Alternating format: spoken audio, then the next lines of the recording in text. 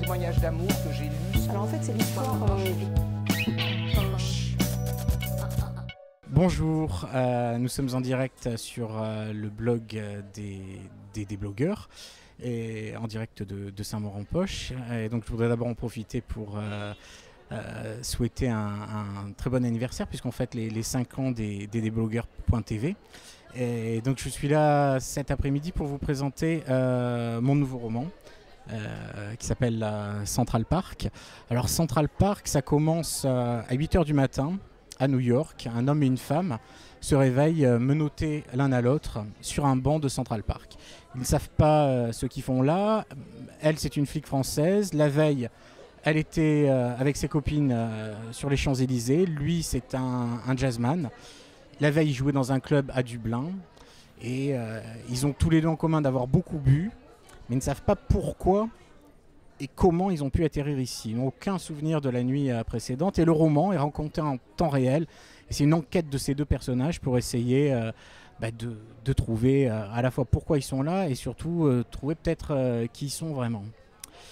Et je voudrais vous présenter mon coup de cœur en poche. C'est l'un des romans que j'ai pris le plus de plaisir à lire depuis longtemps. Un roman que je conseille beaucoup, que j'ai offert à beaucoup de personnes. C'est le Prince des Marais de Pat Conroy. Alors, vous voyez, hein, c'est un très gros bouquin, mais c'est 1000 pages de plaisir, 1000 pages de souffle.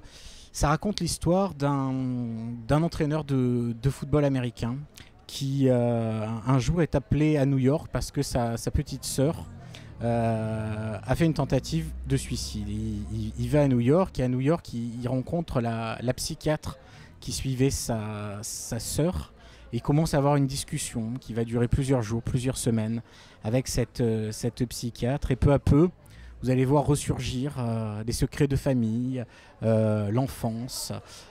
C'est un livre magnifique, vous avez tout. C'est ce que, pour moi, la littérature américaine peut faire de plus complet. C'est un roman total. Vous avez à la fois une histoire d'amour, une saga familiale. Vous êtes dans des paysages absolument sublimes.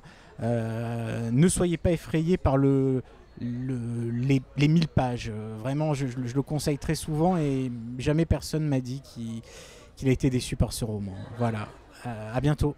Témoignages d'amour que j'ai lus. Alors en fait, c'est l'histoire.